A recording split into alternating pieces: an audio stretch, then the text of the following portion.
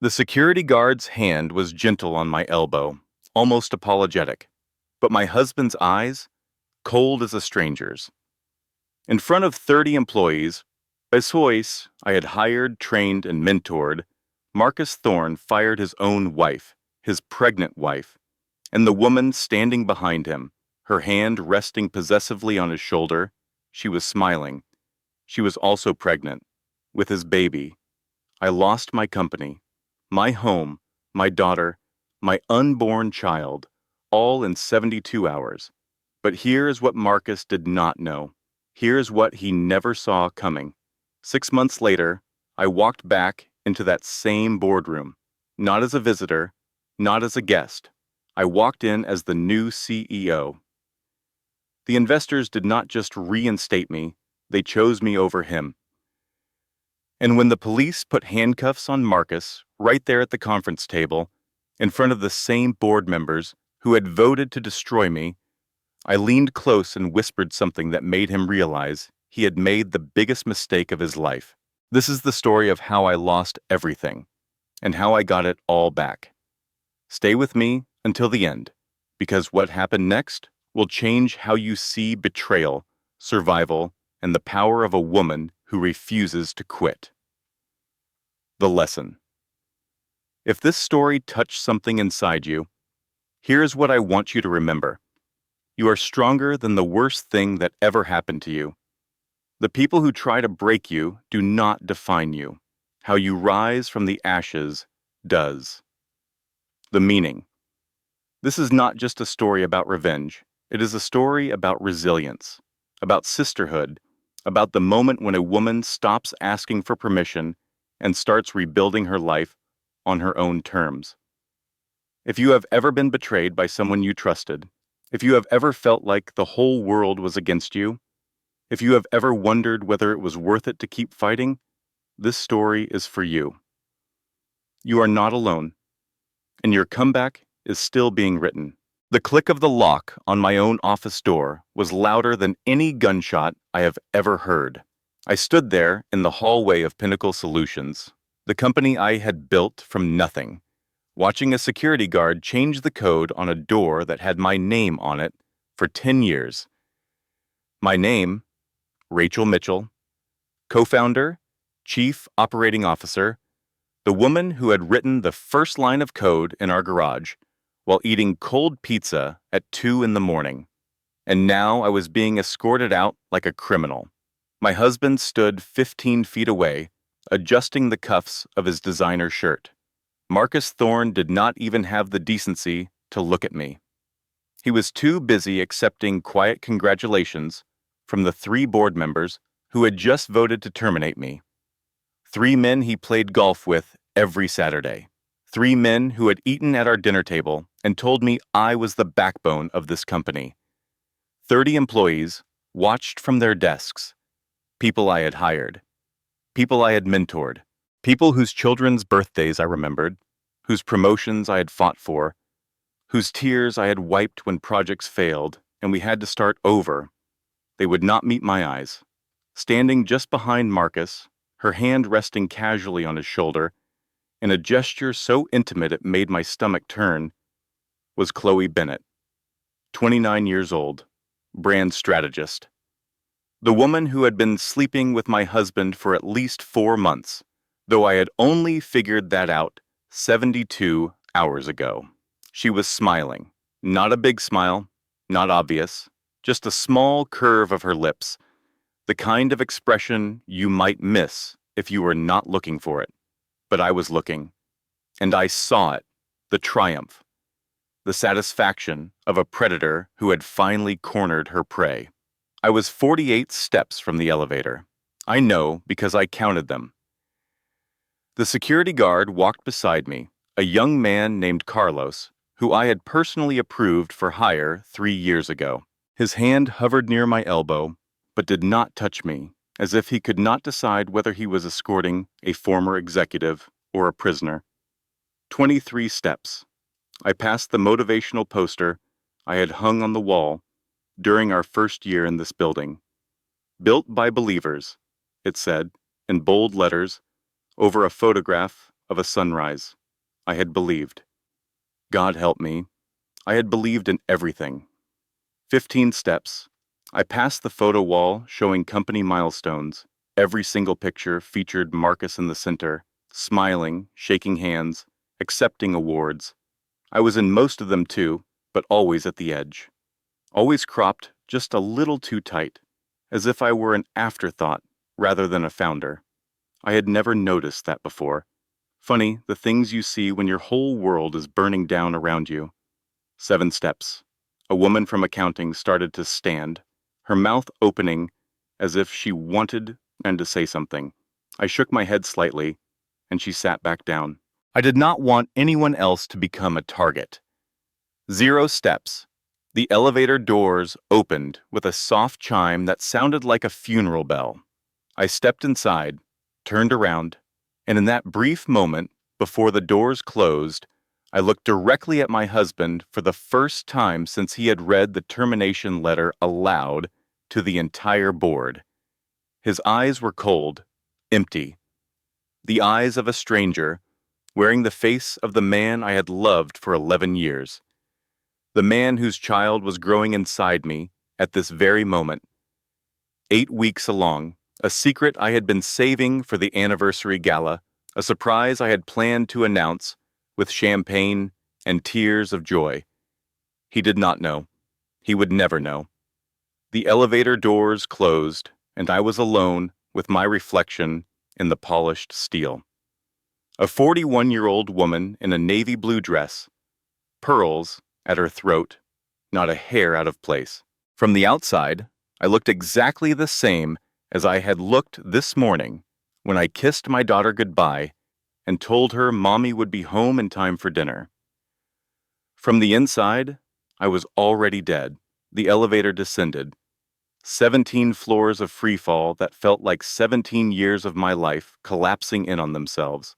By the time I reached the lobby, I had replayed every warning sign I had ignored, every late night Marcus claimed he was working, every password he had changed, every time he had looked at his phone, and smiled at texts he never read aloud. I had known. Somewhere deep down, in that place where women keep the truths they are not ready to face, I had known, and I had chosen not to see.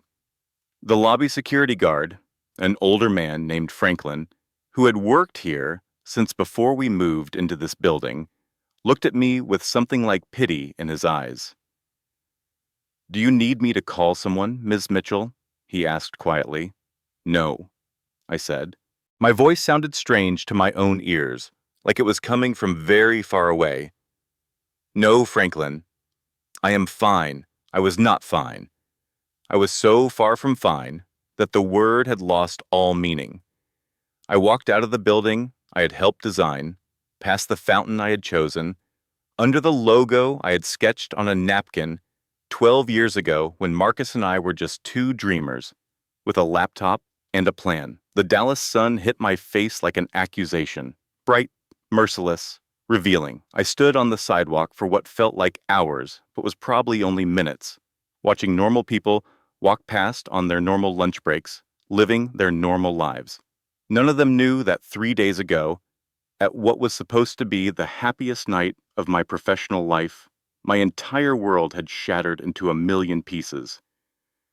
None of them knew that 72 hours ago, hiding in a bathroom stall at my own company's anniversary gala, I had learned that my husband's mistress was also pregnant. None of them knew that I had lost my company, my marriage, and my dignity all in the same week. And none of them knew what I did not yet know myself, that by the end of this day, I would lose something even more precious, something that cannot be replaced, something that would bring me to my knees on the cold tile floor of a hotel bathroom, alone and bleeding and praying for death. But I am getting ahead of myself. Let me start at the beginning. Let me tell you about the life I thought I had before it all came crashing down. If you have ever loved someone with your whole heart and discovered they were not who you thought they were, you already know this feeling. That moment when the person standing in front of you suddenly becomes a stranger and you realize that everything you believed was a lie. This is my story, the story of how I lost everything and the story of how I got it back. I met Marcus Thorne in a coffee shop near the University of Texas campus in the spring of 2008. I was 23 years old, fresh out of graduate school, with a master's degree in computer engineering and absolutely no idea what to do with my life. I had spent the morning bombing a job interview at a tech company that wanted to pay me $40,000 a year to sit in the cubicle and debug code someone else had written. The interviewer, a man who looked like he had not seen sunlight since the Reagan administration, had actually asked me if I was planning to have children anytime soon. I was sitting at a corner table, nursing my third cup of coffee and feeling sorry for myself when a voice said, "You look like you are solving the problems of the universe." I looked up, and there he was. Marcus was not traditionally handsome, but there was something magnetic about him. Dark hair, sharp jawline, eyes that seemed to see right through you. He was wearing a suit that was slightly too big, which I would later learn was because he had borrowed it from his roommate for his own series of unsuccessful job interviews. "I am trying to figure out whether to accept a soul-crushing job or starve to death," I said. He laughed. It was a good laugh, warm and genuine. "Mind if I sit down? Maybe we can figure out a third option." That third option turned out to be Pinnacle Solutions. Marcus had the vision. I will give him that. He could talk about technology and innovation in ways that made investors lean forward in their chairs. He understood marketing and branding and the importance of a good handshake. He could walk into a room full of skeptical venture capitalists and walk out with a check. But I had the skills. I was the one who actually built the product. I wrote the code, I designed the architecture, I hired the engineers and trained them and worked alongside them until 3 in the morning when deadlines loomed. I was the engine that made the whole machine run. We got married 2 years after we met, in a small ceremony in my mother's backyard. My mother, Diane Mitchell, had not been entirely convinced about Marcus. "He is charming," she said to me the night before the wedding. "Maybe too charming. Men like that, they are used to getting what they want. What happens when they want something you cannot give them?" I told her she was being paranoid. I told her Marcus was different. I told her he loved me. She did not argue. She just hugged me and said, "I hope you are right, baby girl." I really do. For a long time, I thought I was right. We worked out of our garage for the first 2 years. Marcus handled the business side, the pitches, the networking, the client dinners. I handled everything else, the code, the servers, the late nights and early mornings, and endless cups of coffee. I was the one who figured out how to make our platform scalable. I was the one who solved the security problems that almost killed us in year 3.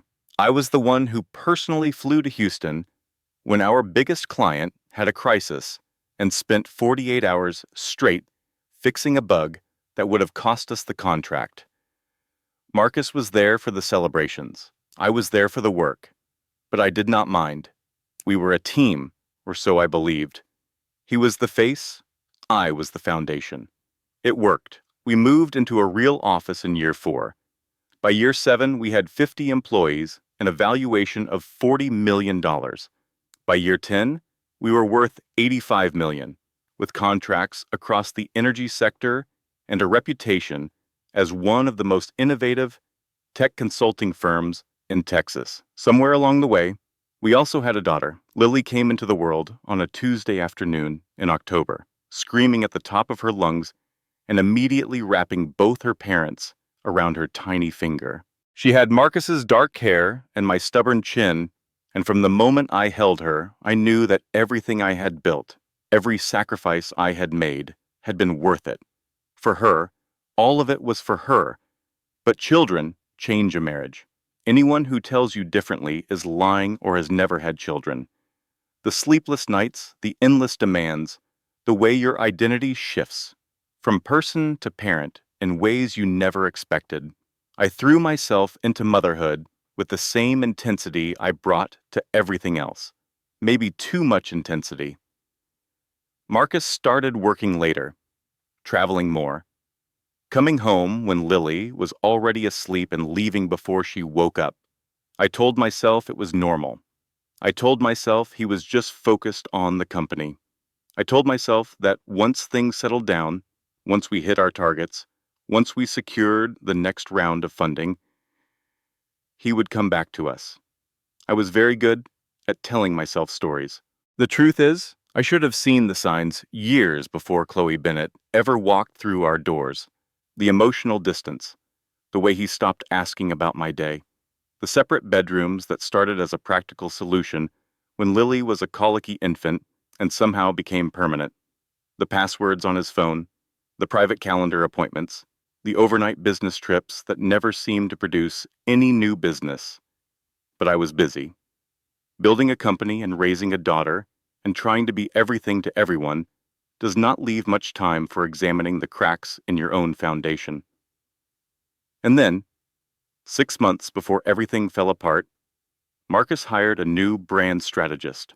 Chloe Bennett was 29 years old, blonde, and aggressively ambitious. She had an MBA from a school I had never heard of and a resume full of buzzwords that did not actually mean anything. Synergy, disruption, thought leadership. The kind of corporate nonsense that makes real builders want to throw their computers out the window. I did not like her from the moment she walked into our office. There was something calculated about her smile, something predatory about the way she looked at Marcus when she thought no one was watching. But Marcus was enchanted. He insisted on handling her onboarding personally. He gave her an office next to his instead of down with the rest of the marketing team. He started including her in meetings she had no business attending. She thinks big picture, he told me when I questioned her rapid advancement. You are too focused on the details. Chloe sees the vision. What vision? I asked him. Her projections have no data behind them. She is promising 300% growth based on nothing but Instagram followers and influencer partnerships. That is not a strategy. That is a fantasy. He had looked at me then with an expression I did not recognize, condescension, maybe, or pity. You are an engineer, Sophia. You do not understand marketing. He called me Sophia. My name is Rachel. Sophia was my mother's name, the name I used on formal documents, the name Marcus knew I hated. He had not called me by my actual name in months. That should have been my wake-up call. But I was too busy putting out fires at work, managing a complicated contract negotiation, helping Lily with her second-grade homework, and pretending everything was fine. The anniversary gala was supposed to be a celebration. 10 years of Pinnacle Solutions. 10 years of blood and sweat and tears and triumph. I had planned every detail myself, from the venue to the catering to the playlist, and I had one more surprise planned. The biggest surprise of all. I was 8 weeks pregnant. After years of thinking Lily would be our only child, after giving up hope that it would ever happen again, I was pregnant. I was going to tell Marcus that night, in front of everyone, with champagne and tears and the whole company watching. I had even practiced my speech in the mirror. 10 years ago, we started this company with nothing but a dream and a laptop. Tonight, I want to announce that we are expanding in a very different way. Marcus, my love, we are going to be parents again. I thought it would fix everything. I thought a new baby would bring him back to me, would remind him of what we had built together, would make him love me again. God, I was naive. The night of the gala was the night my carefully constructed life began to fall apart. And it started, as these things often do, in a bathroom stall. The grand ballroom at the Rosewood Mansion on Turtle Creek was exactly as I had imagined it. Twinkling lights cascaded from the ceiling, like frozen starlight. Round tables, draped in white linen, dotted the room, each one centered with an arrangement of white roses and flickering candles. 200 guests mingled and laughed and raised glasses of champagne to toast the success of Pinnacle Solutions. I stood near the entrance, greeting guests as they arrived, wearing a midnight blue gown that had cost more than my first car. My hair was pinned up in an elegant twist. The diamond earrings Marcus had given me for our 5th anniversary sparkled at my ears. I looked like I had everything. I felt like I was holding the whole world together with my bare hands, and my grip was slipping. Marcus had barely spoken to me all evening. He was working the room, shaking hands, accepting congratulations, being the charming public face he had perfected over a decade of networking. But every time I tried to catch his eye, he looked away. And Chloe was everywhere. He was, hovering just at his elbow, laughing at his jokes, touching his arm with a familiarity that made my skin crawl. She was wearing a dress almost identical to mine. When she saw me notice, she had smiled and said, "Oh my gosh, twinning. Great minds, right?" There was nothing great about it. The dress was not a coincidence. She had asked my assistant what I was wearing. She had done this deliberately, staking her claim in front of everyone who mattered. Halfway through the cocktail hour, I excused myself to freshen up. The smile I had been holding for 2 hours was starting to crack, and I needed a moment alone to gather myself before the speeches. The ladies' room was blessedly empty. I leaned against the marble counter and stared at my reflection, pressing my hands against my stomach, where our secret was growing. "You can do this," I whispered to myself. "Just get through tonight. Tell him about the baby. Everything will be different once he knows." I was still standing there, giving myself a silent pep talk, when the door opened and 2 women walked in. I recognized them vaguely. Wives of board members, the kind of women who showed up at corporate events, dripping in jewelry and gossip. I started to leave, to give them privacy, but something made me pause, something in the tone of their voices. "Did you see the ring?" the first woman said. Her name was Patricia, I thought, or maybe Pamela. Something with a P. She is barely hiding it anymore. "The one on her right hand?" the second woman responded. "I heard Marcus gave it to her in Cabo. My cousin works at the resort. She saw them together at the spa." I froze. My hand was on the bathroom door, but suddenly I could not move. "But Rachel is pregnant," Patricia or Pamela said. "I heard her telling someone at the Henderson party last month. So is Chloe." The second woman's voice dropped to a conspiratorial whisper. "She is about 3 months along. Why do you think she is wearing that flowy empire waist dress tonight? My mother-in-law is her gynecologist's receptionist." She saw the file. The world stopped. I stood there, hidden by the door that was still partially closed, and listened to 2 women I barely knew dismantle my entire life with their idle gossip. 3 months. Chloe was 3 months pregnant. I was 8 weeks, which meant that 4 weeks ago, when Marcus and I had celebrated our anniversary with a rare night of intimacy that had given me hope, he had already been sleeping with her for at least a month, which meant that for the entire time, I had been dreaming about our new baby, bringing our family back together. Marcus had been building a new family with someone else. I do not remember leaving the bathroom. I do not remember walking through the ballroom. Past the guests and the champagne and the twinkling lights that had seemed so magical just an hour ago. I only remember finding Marcus in a quiet corner near the service entrance, speaking in low tones with one of our investors. "We need to talk," I said. My voice did not sound like my voice. It sounded like it was coming from somewhere far away, from someone who had already given up. Marcus excused himself from the conversation with an apologetic smile, his public face, the charming mask he wore for everyone but me. "What is it?" he said, guiding me further into the shadows. His hand on my elbow was firm, almost rough. "You look upset. People are going to notice." "Is Chloe pregnant?" The question hung in the air between us. I watched his face cycle through surprise, calculation, and finally something that looked almost like relief, as if he had been waiting for this confrontation and was glad it had finally arrived. "Who told you that? Is it true?" He did not answer. He did not have to. The silence was confirmation enough.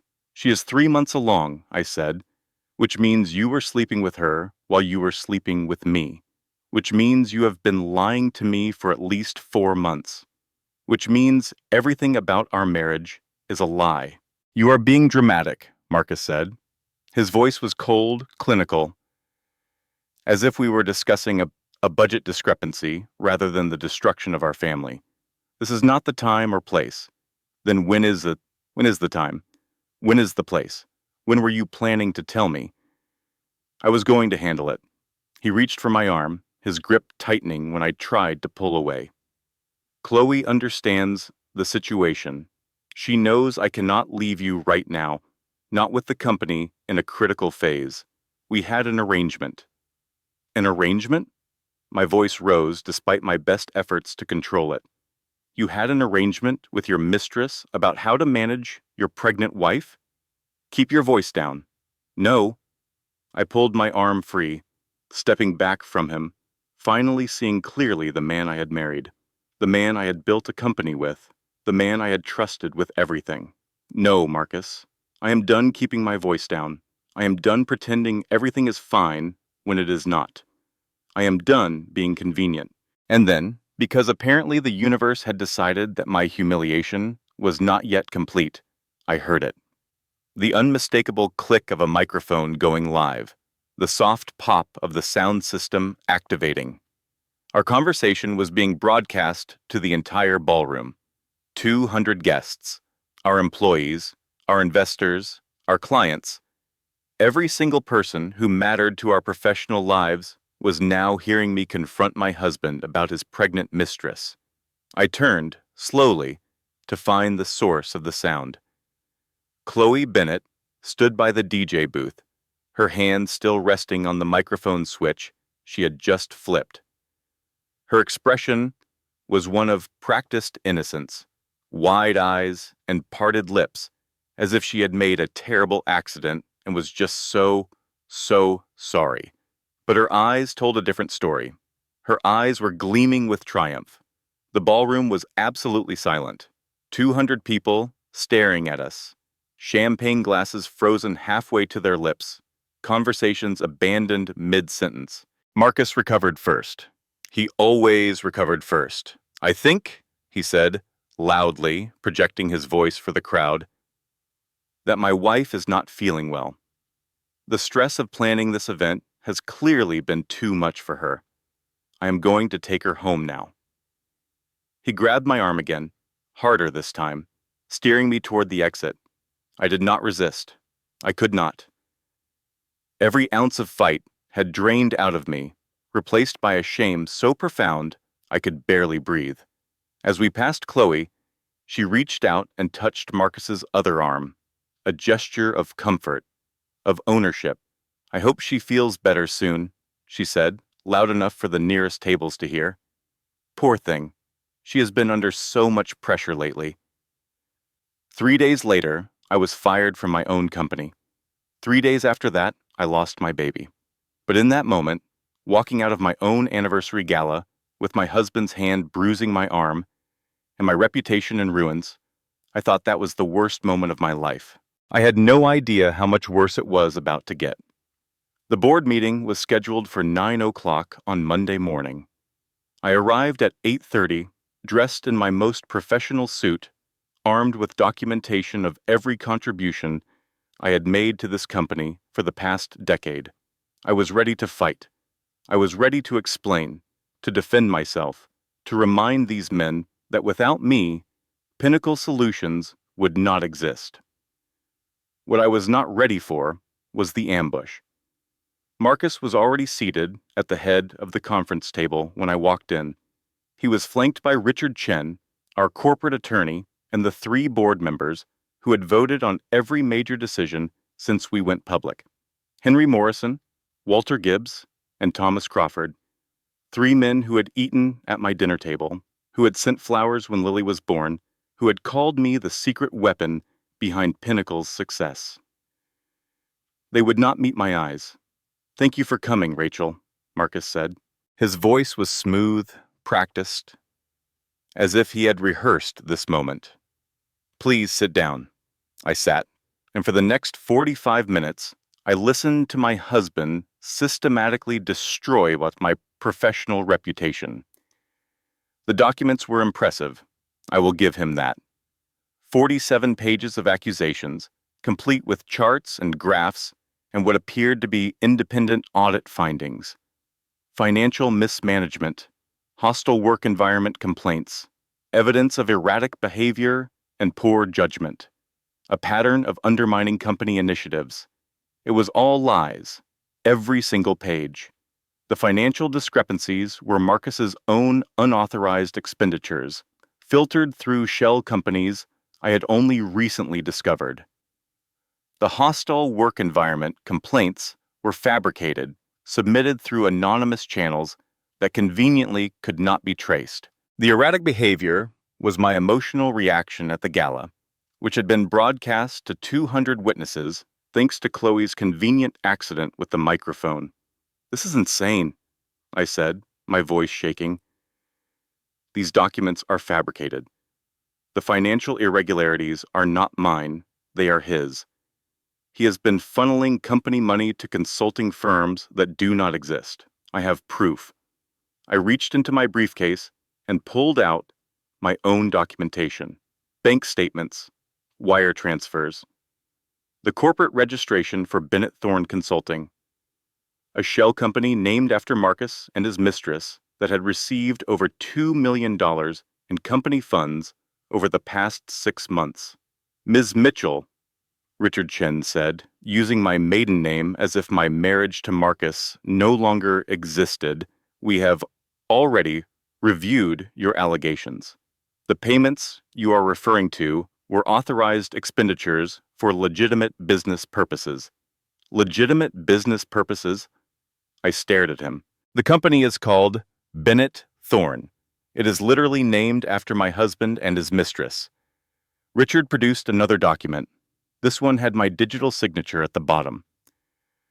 My signature, authorizing the transfer of $500,000 to Bennett Thorne, Consulting for Strategic Brand Development Services.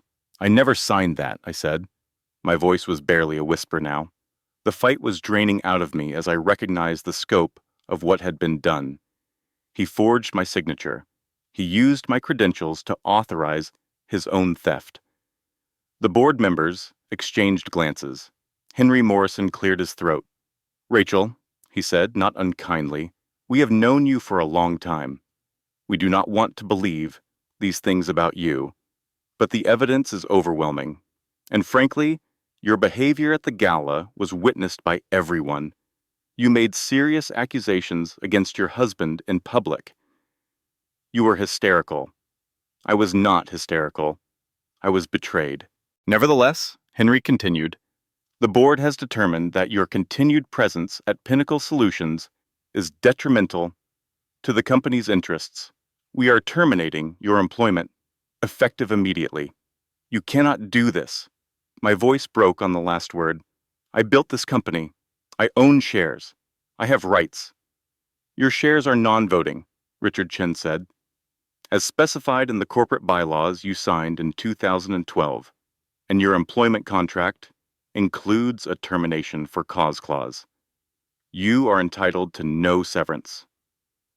I looked around the table, at the faces of men I had trusted, men I had worked alongside for years, men who were now disposing of me like yesterday's garbage. And I looked at Marcus, my husband, the father of my child, the man I had loved with everything I had. He was smiling. Not openly, not obviously, but there was a slight curve to his lips, a gleam in his eyes that I recognized. Satisfaction. He had won. The security guards arrived then. Two young men in uniforms, there to escort me from the building I had helped design. I gathered my things. I did not cry. I did not scream.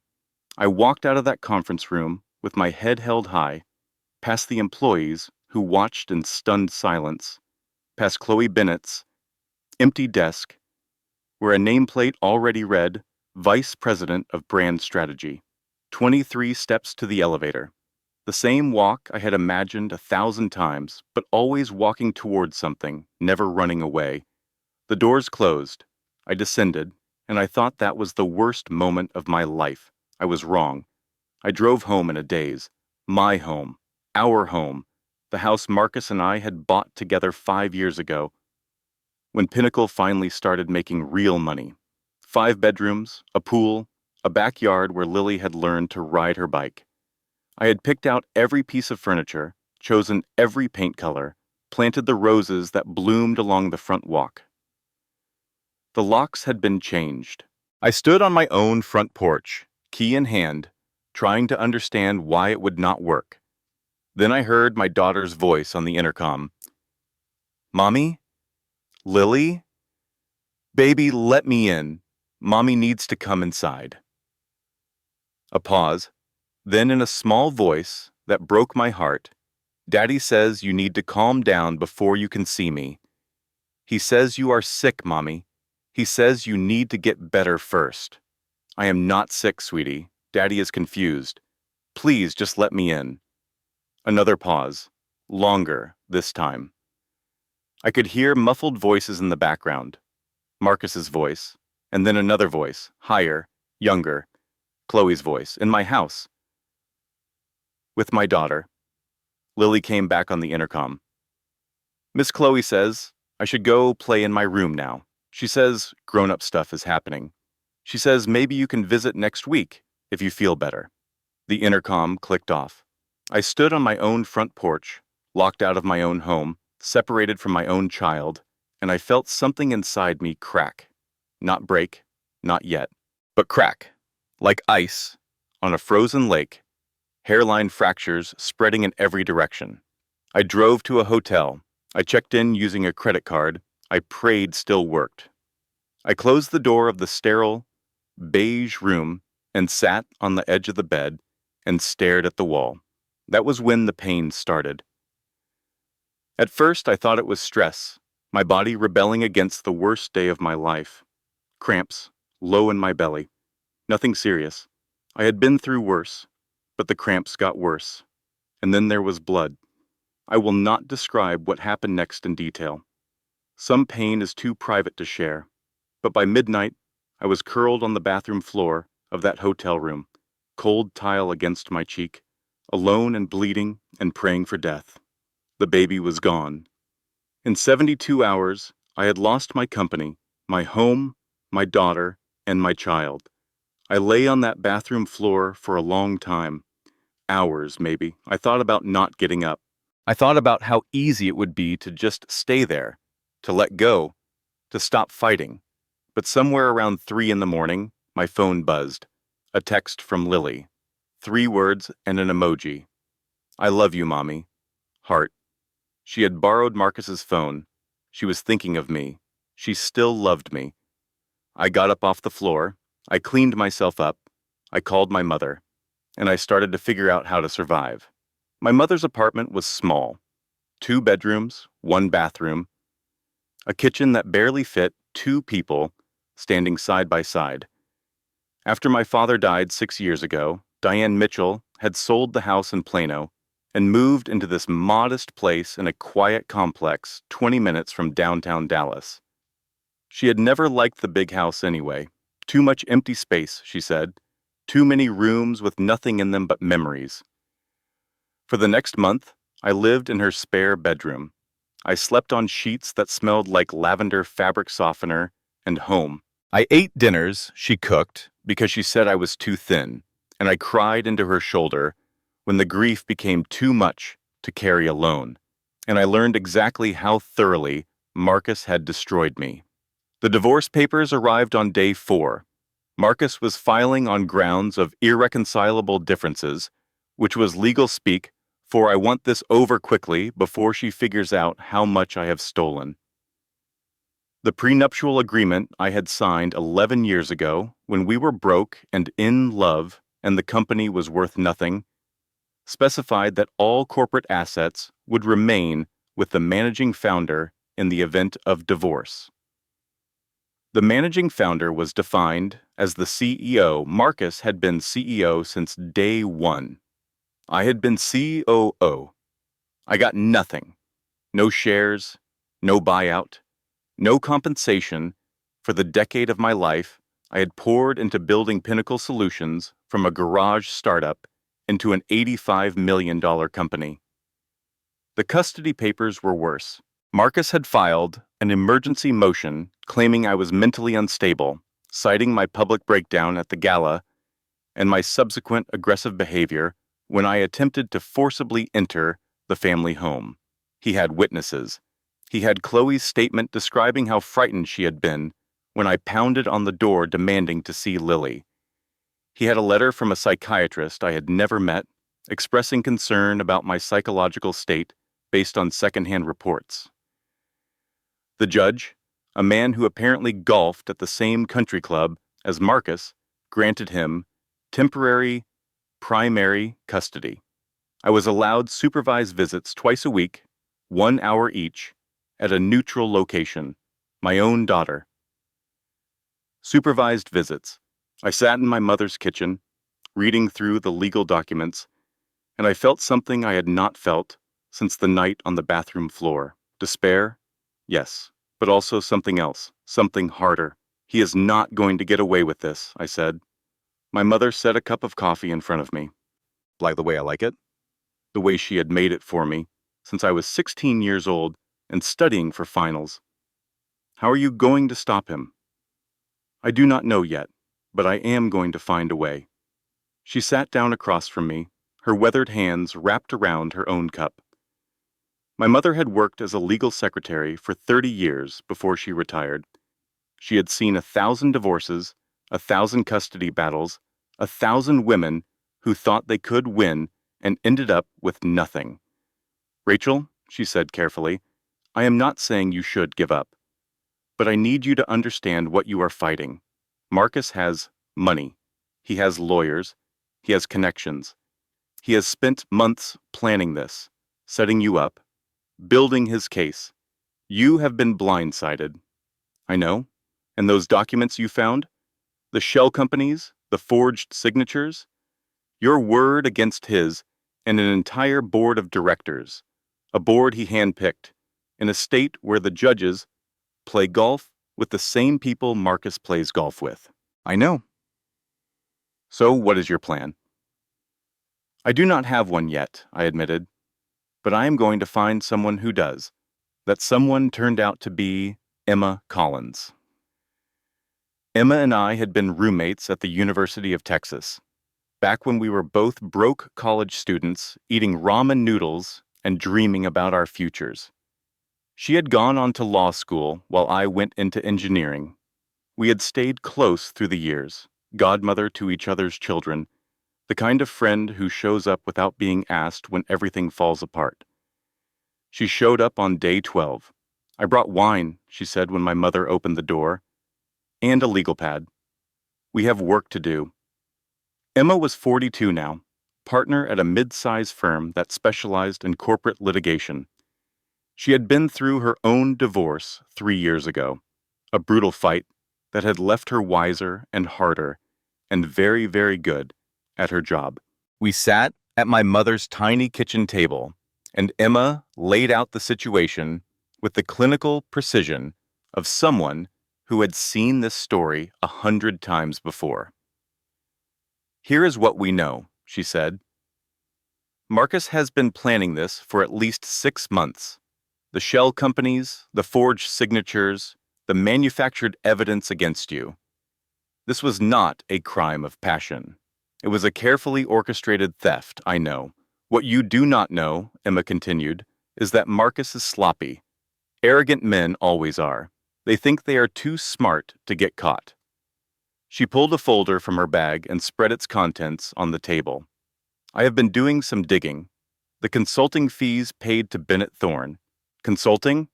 They were supposed to be for brand strategy services, but there are no deliverables, no reports, no presentations, no evidence of any actual work. So that is fraud. Corporate fraud, to be specific. Marcus used company funds to pay his mistress for services that were never rendered. And you, as a former officer of the company, have standing to file a shareholder derivative lawsuit on behalf of minority investors. I felt something stir in my chest. Not hope, exactly, but possibility. Can we win? Emma hesitated. Honestly, maybe. If we can find corroborating evidence, if we can get someone inside the company to talk, if Marcus does not find a way to bury us first. She leaned forward. But Rachel, I need you to understand something. This is going to be ugly. He is going to fight back. He is going to drag your name through the mud. He is going to make you wish you had never been born. He already has, I said. What else can he do to me? Famous last words. For 3 weeks, I thought we were winning. Emma filed the shareholder derivative lawsuit on day 15, and the immediate effect was chaos. Pinnacle's stock price dropped 8%. 3 major clients called to express concerns. The business press started asking uncomfortable questions about Marcus Thorne's leadership. And then Jenny called. Jenny Baker had been my assistant for 6 years. A young woman from a small town outside Houston, she had started as an intern and worked her way up to become one of the most efficient, organized people I had ever met. I had mentored her, promoted her, written recommendation letters for her MBA applications. When Marcus fired me, she was the only employee brave enough to cry. Miss Mitchell. Her voice was barely a whisper, as if she was afraid of being overheard. I have something you need to see. Can you meet me? We met at a coffee shop in a neighborhood neither of us frequented. Jenny was already there when I arrived, sitting at a corner table with her back to the wall and a manila envelope clutched against her chest. I could get fired for this, she said, maybe arrested, but what he did to you was wrong, and what he is doing to the company now is worse. She handed me the envelope. Inside were printouts, dozens of them, email chains between Marcus and Chloe discussing how to frame me, bank statements showing additional shell companies I had not discovered, and most damning of all, a memo from Marcus to the IT department instructing them to create backdated documents using my digital credentials. It was proof, real, irrefutable proof of fraud and forgery and conspiracy. Jenny, I breathed, this is everything. This is exactly what we need. She nodded, her eyes wet with tears. I know, that is why I copied it before they could delete it. For you, Ms. Mitchell, because you were always good to me. I hugged her. I thanked her. I took the evidence to Emma, who practically danced around her office when she saw what we had. We are going to nail him, Emma said. We are going to nail him to the wall. The deposition was scheduled for the following week. Jenny would testify under oath about what she had witnessed, and we would submit the documents as evidence. Marcus's lawyers had tried to block it, but the judge, a woman who apparently did not golf at the same country club, had denied their motion. I allowed myself to hope. For the first time since the bathroom floor, I allowed myself to believe that maybe, just maybe, things would be okay. The night before the deposition, I had an unsupervised dinner with Lily, the first one since Marcus had kicked me out of our home. The custody evaluator had recommended expanding my visitation, and for once, Marcus had not objected. Lily was quieter than usual, more reserved, but when I tucked her into the hotel bed we were sharing for the night, she looked up at me with her father's dark eyes and said something that shattered my heart. Mommy, Are you a bad person? What? No, baby. Why would you think that? Because Daddy says you did bad things at work. And Miss Chloe says you are sick in your head. She paused. Her small voice was trembling. But you do not seem sick to me. You seem like my mommy. I pulled her close, breathing in the strawberry scent of her shampoo, fighting back tears. I am not sick, sweetie. And I did not do bad things. Daddy is confused right now. But I promise you, Mommy is going to fix everything. And soon, we will be together again. Okay? Okay, Mommy. I love you. I love you too, baby. More than anything, she fell asleep in my arms and I lay there in the darkness, making promises I prayed I could keep. The next morning, Jenny did not show up for the deposition. Emma called me at 9:15, her voice tight with controlled panic. She flipped Rachel. Marcus got to her. She is recanting everything. I felt the floor drop out from under me. What do you mean, recanting? She issued a sworn statement this morning. Says she fabricated the documents under your direction. Says you told her to steal company files and create fake evidence. Says you threatened her job if she did not cooperate. That is insane. She came to me. She volunteered. I know that. You know that. But her statement says otherwise. And Rachel, they are filing criminal charges against you. The next 8 hours were a nightmare. The police arrived at my mother's apartment at 3 in the afternoon. 2 officers with apologetic expressions and handcuffs that clicked cold around my wrists. Corporate espionage, they said. Theft of trade secrets. Conspiracy to commit fraud. My mother stood in the doorway, face pale, hands shaking. I watched her grow smaller in my vision as they led me down the stairs and put me in the back of their car. At the station, I was fingerprinted and photographed. My mugshot would be public record, they informed me, available to anyone who cared to look. I sat in a holding cell for 6 hours while Emma scrambled to arrange bail.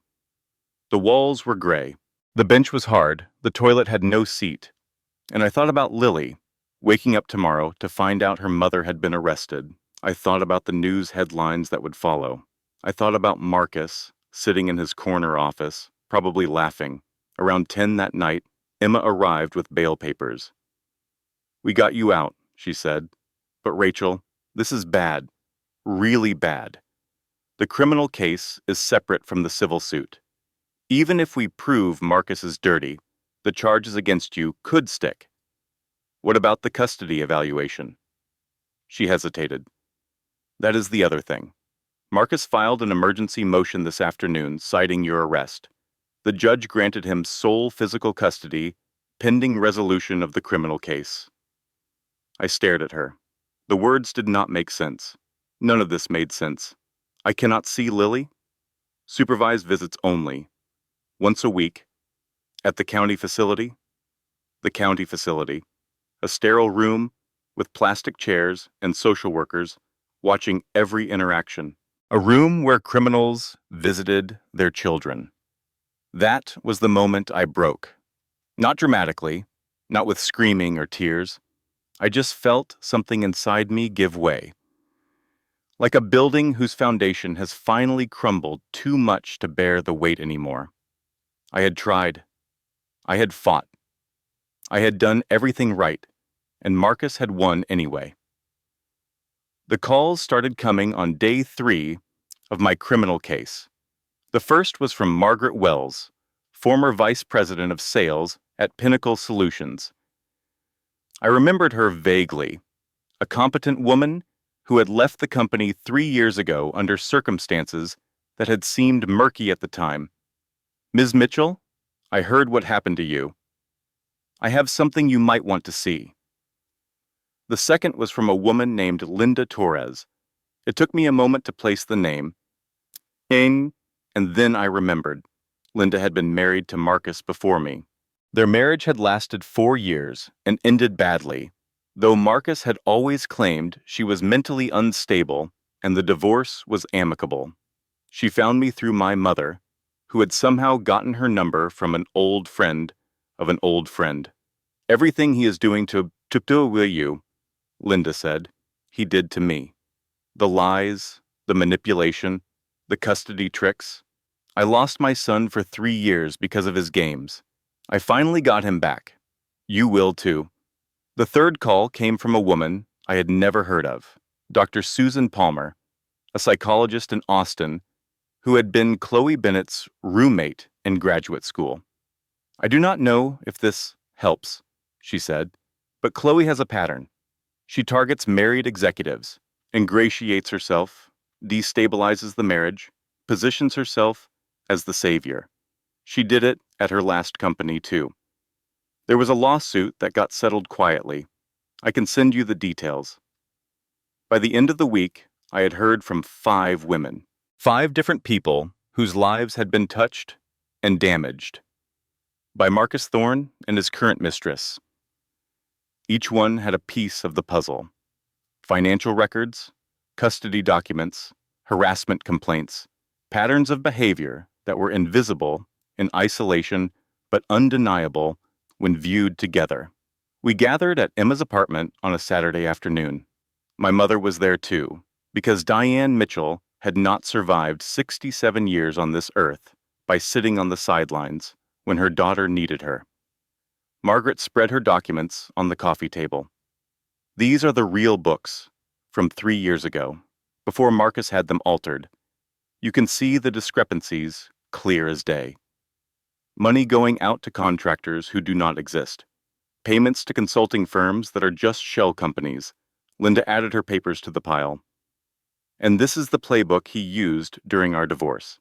The false accusations, the witness tampering, the manufactured evidence. He has done this before. He will do it again. Dr. Susan Palmer connected via video call from Austin. Chloe's last target was a CEO in Houston. Married, 2 kids, respected in his community. She destroyed his marriage, got him fired for sexual harassment based on fabricated claims, then moved on when the company started asking too many questions. He lost everything. Last I heard, he is still trying to put his life back together. I listened to these women, these strangers who had become allies, and I felt something shift inside me. For months, I had thought I was alone, the only woman foolish enough to fall for Marcus's charm, the only one stupid enough to be blindsided by his betrayal. But I was not alone. I was one of many. And together, we had something none of us had separately. We had the pattern. Here's what I have learned since then about men like Marcus and women like Chloe. They depend on isolation. They count on their victims being too ashamed to speak up, too embarrassed to compare notes, too broken to fight back. But when women start talking to each other, when we share our stories and our evidence and our pain, the patterns become impossible to ignore. If you are going through something like this, if you are being gaslit and manipulated and made to feel like you are the crazy one, I need you to hear this. Find your people. Reach out to the women who came before you. Build your network of support. You are not alone. You are not weak. You are not broken. You are targeted, and that is not your fault. But fighting back? That is your choice, and you do not have to do it by yourself.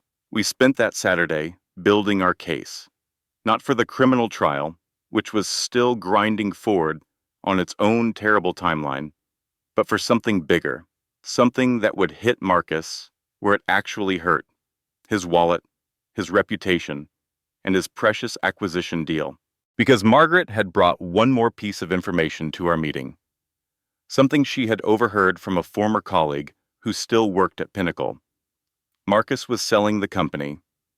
Secret negotiations with a private equity firm called Horizon Partners. If the deal went through, he would pocket $15 million in personal proceeds, while the employees whose stock options I had helped create were left with nothing. The sale was scheduled to close in 30 days, which meant we had 30 days to blow it all up. The media strategy worked at first.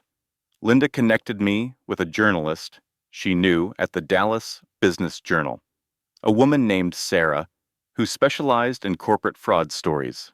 Sarah was careful. She verified every claim, corroborated every source, and only published what she could absolutely prove. The headline hit on a Wednesday morning: Pinnacle Solutions CEO under investigation for financial irregularities. The story was devastating in its restraint. No accusations, just questions. Questions about shell companies, questions about consulting payments with no deliverables, questions about the timing of the proposed sale. Within 24 hours, Horizon Partners had put the acquisition on pause. Pending further due diligence, their statement said, "We take allegations of financial impropriety very seriously." The board called an emergency meeting. For the first time since they had voted to fire me, Henry Morrison actually called me personally. "Rachel, I am starting to think we made a terrible mistake." I wanted to scream at him. I wanted to hang up. Instead, I said, "I will speak to my lawyer about next steps." Emma was cautiously optimistic. "They are running scared," she said. "The custody evaluator wants to interview Margaret and Linda. The criminal case is wobbling because Jenny's story has more holes than Swiss cheese. We might actually pull this off." That night, I had dinner with Lily. The first unsupervised visit since the arrest. She was talking again, laughing again, being my little girl again. "Mommy," she said as I tucked her in, "are you going to come home soon? I am working on it, baby. I promise." She was quiet for a moment, then whispered something that made my heart stop. "I do not like it when Miss Chloe stays over. She is not nice when Daddy is not looking." "What do you mean, sweetheart?" Lily's lower lip trembled. "She makes me stay in my room during dinner, and she called me a spoiled brat when I asked for more juice. And sometimes she makes Daddy yell at me for things I did not even do." I held my daughter close and made more promises I prayed I could keep. And I felt, for the first time in weeks, like maybe we were going to be okay. That was when my phone buzzed, a text from an unknown number, an image. I opened it. Emma. My Emma. My college roommate, my best friend, the godmother of my daughter. She was sitting at a restaurant with Marcus.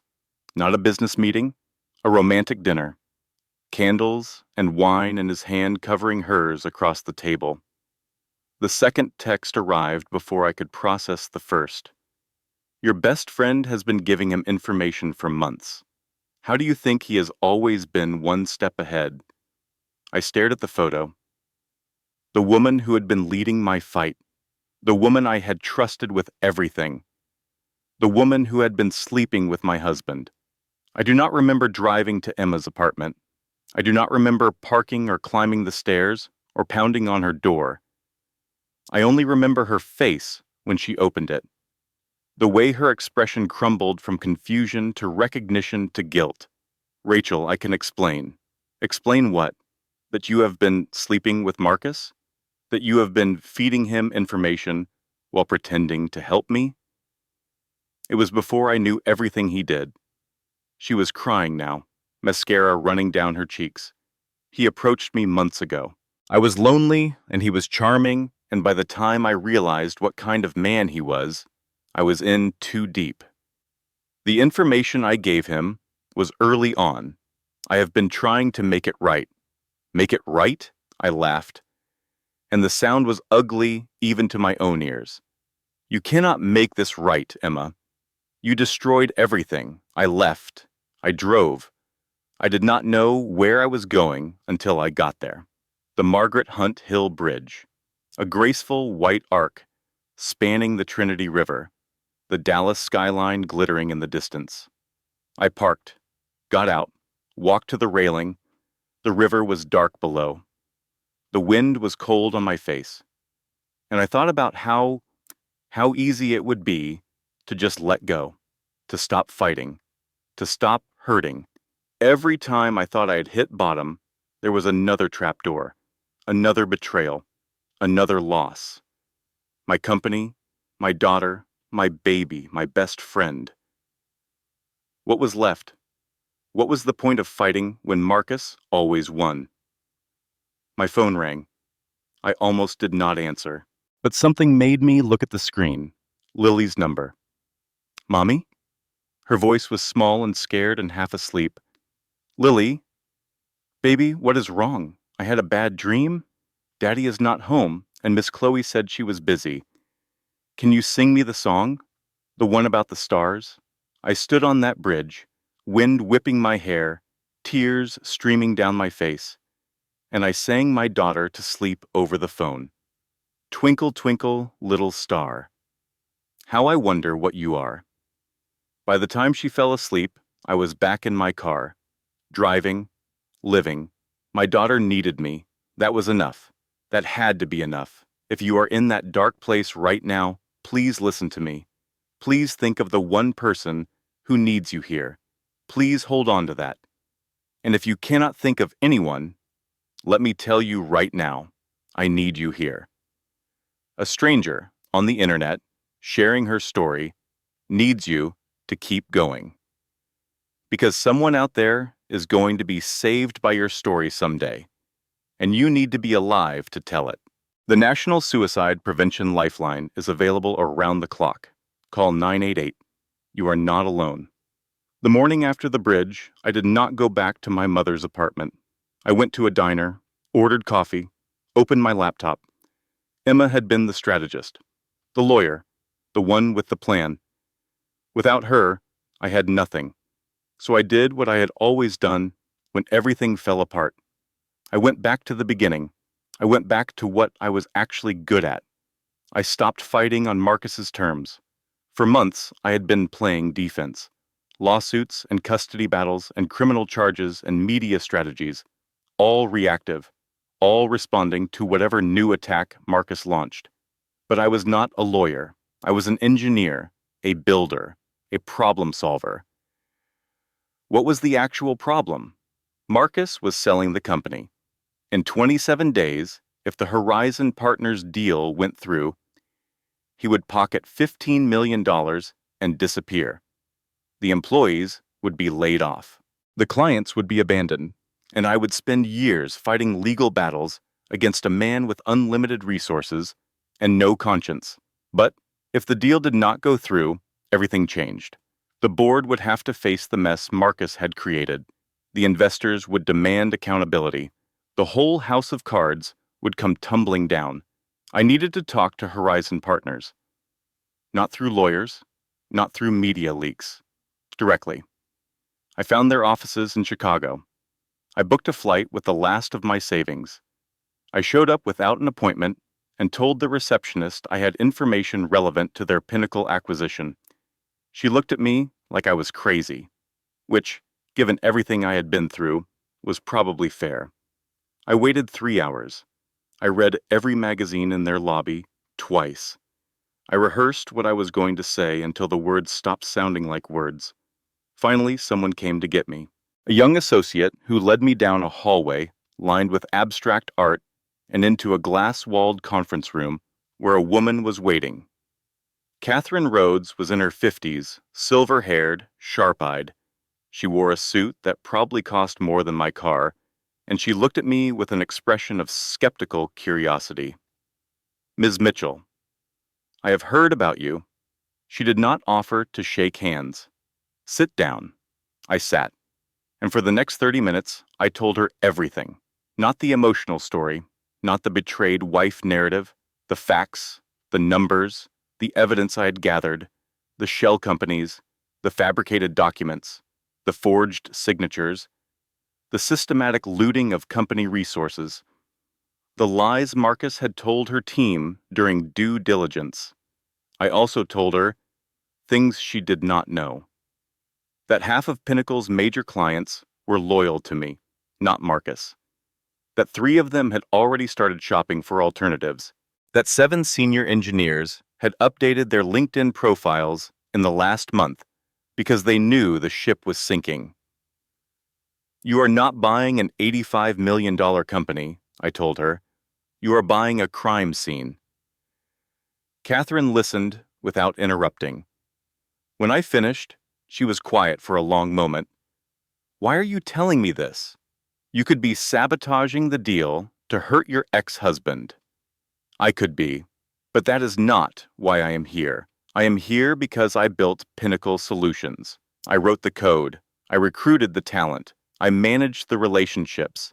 That company is my life's work, and I do not want to see it gutted by investors who overpaid because they did not know what they were actually buying.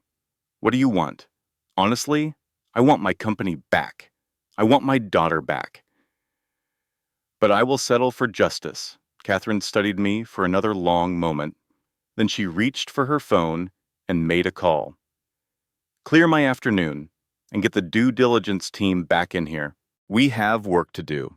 Over the next 6 hours, I sat with Catherine and her analysts and walked them through every document, every discrepancy, every lie. They asked hard questions. I gave honest answers. They verified what they could and flagged what needed further investigation. By 9 o'clock that night, Catherine walked me to the elevator. "Ms. Mitchell," she said, "I believe you, which means I have a decision to make about this deal." She paused. "But I want you to consider something. What if there was a way to do this deal and fix the problem at the same time? I do not understand." She smiled. It was not a warm smile, but it was not unkind either. "You will. Go home, Ms. Mitchell. I will be in touch." 2 weeks later, I got the call. The boardroom at Pinnacle Solutions had not changed since the day they fired me. Same mahogany table, same leather chairs, same view of the Dallas skyline through floor-to-ceiling windows, same motivational poster on the wall that I had hung 10 years ago. Built by believers. Marcus walked in at exactly 2 o'clock, flanked by his attorney and wearing the confident smile of a man who believed he had already won. The Horizon Partners deal had been restructured, he had been told, minor adjustments to terms, nothing to worry about. He nodded to the board members, those same 3 men who had watched him destroy me 6 months ago. Then he noticed Catherine Rhodes sitting at the far end of the table. "Catherine." He extended his hand. "Good to see you. I trust our teams have worked out all the details." Catherine did not take his hand. "Please sit down, Mr. Thorne." He sat. The attorney sat beside him, and I watched from the anteroom where I had been waiting, hidden from view but able to see everything through the glass partition. "We have completed our revised due diligence," Catherine said. Her voice was level, professional, utterly cold, "and we are prepared to move forward with the acquisition."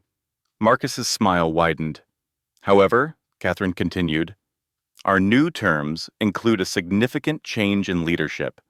We do not believe the current CEO has the capability to execute the integration we require." The smile faltered. "I assure you, I am fully committed. Mr. Thorne." Catherine raised a hand to silence him. "We have selected our own candidate for CEO. She has deep knowledge of Pinnacle's operations, existing client relationships, and frankly, she understands this company's potential better than anyone we have interviewed. We have made her appointment a condition of the deal." That is when the door opened, and I walked in. I was wearing a gray suit I had bought specifically for this moment. My hair was pulled back. My heels clicked on the hardwood floor, and I did not look at Marcus until I had taken my seat at the table, directly across from him. His face went white, then red, then a mottled purple. That suggested his blood pressure was doing interesting things. "This is absurd," he sputtered. "She was fired for cause. She has pending criminal charges." "Actually," I said, speaking for the first time, "those charges were dropped this morning. Jenny Baker recanted her testimony once she learned she could be charged with perjury.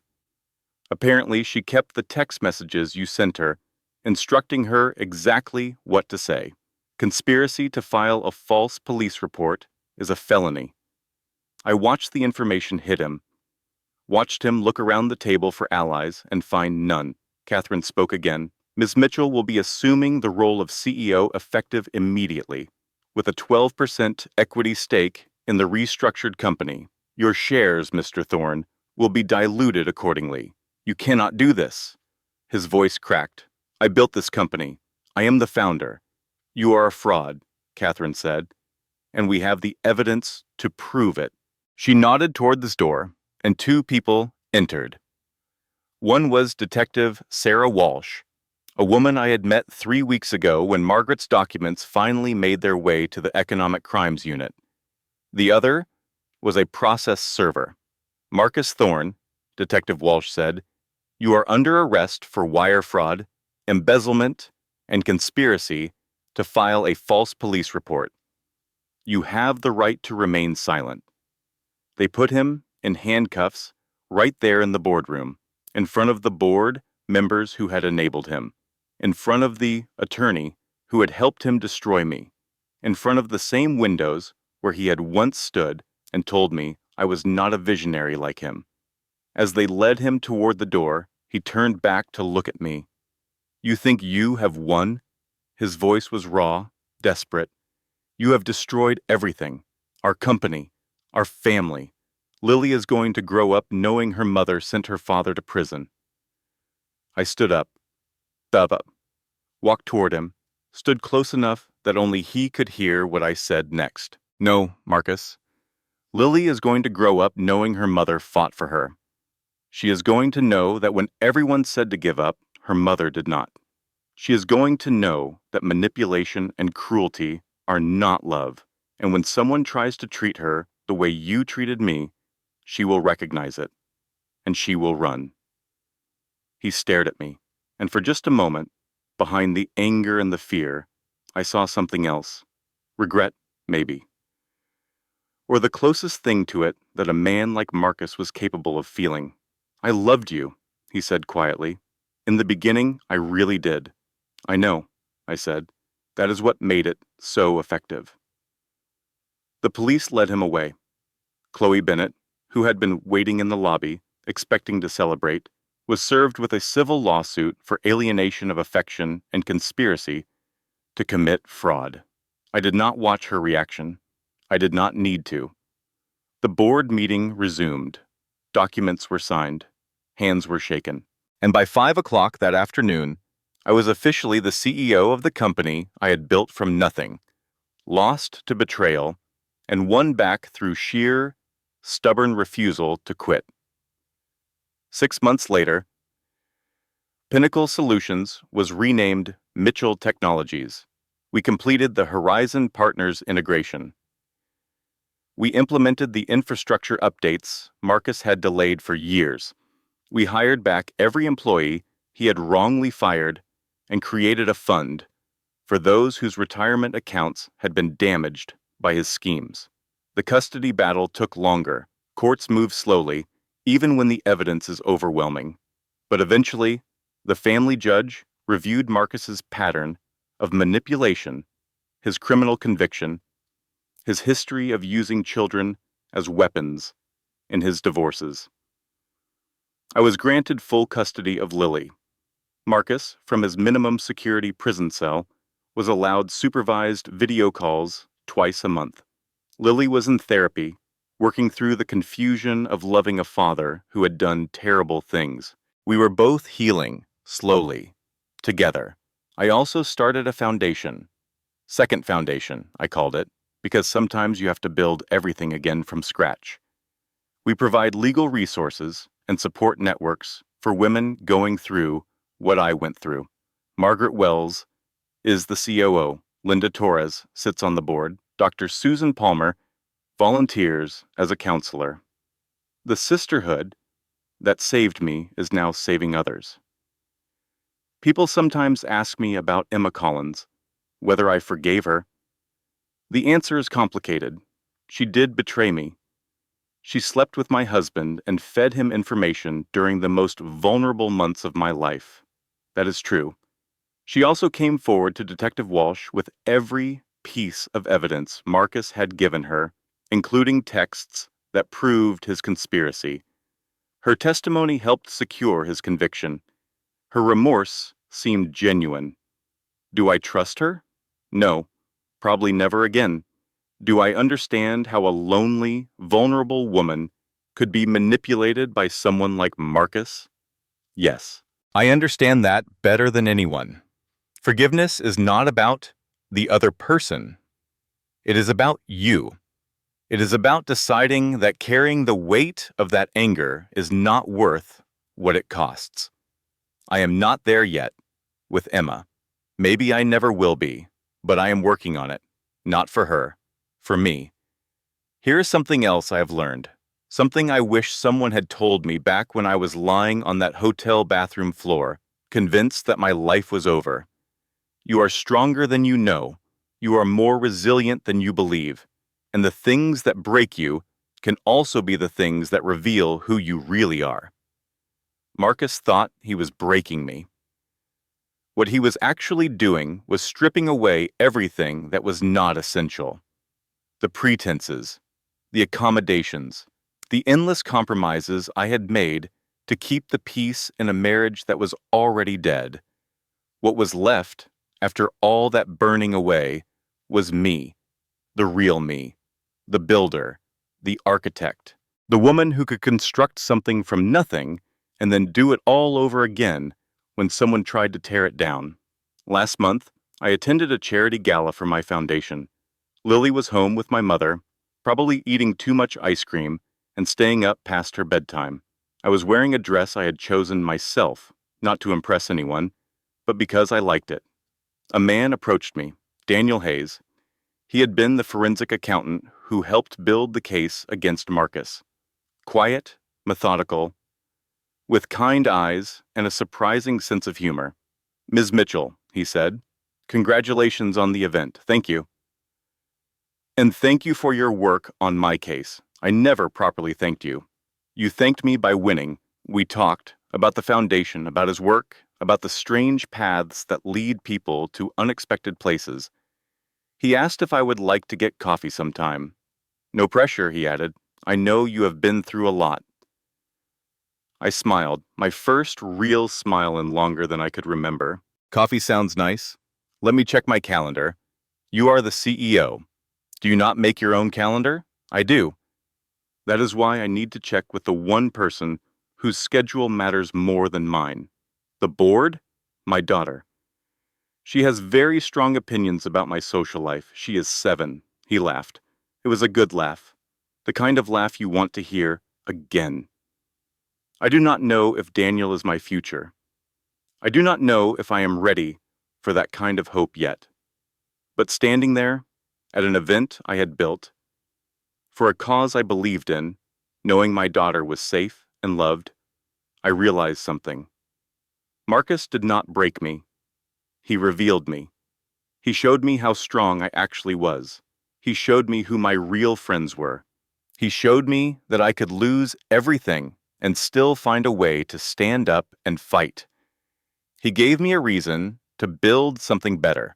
Not just a company, a community, a sisterhood of women who refuse to be silenced. If you are going through your own version of this story, if you are in the darkness right now, wondering if there is any way out, I need you to hear this. There is. It will not look like my story. It will be your story, with your own villains and heroes and plot twists. But you are the author. You get to write the ending. Marcus thought he was the CEO of my life. He was wrong. I am. And so are you. If this story moved you, hit that like button and let us know in the comments. Have you ever faced a betrayal that changed your life? How did you find the strength to keep going? Share your story below. Your words might be exactly what someone else needs to hear today. And if you want more stories like this, stories about women who refuse to be silenced, make sure to subscribe and turn on notifications so you never miss what comes next. Thank you for being here. Thank you for listening until the end. Closing statement. This content was carefully researched, developed, and manually edited by our team to deliver meaningful stories and valuable life lessons to our viewers. Every word was crafted with intention, because we believe great stories have the power to heal, inspire, and remind us all of our own strength. See you in the next video.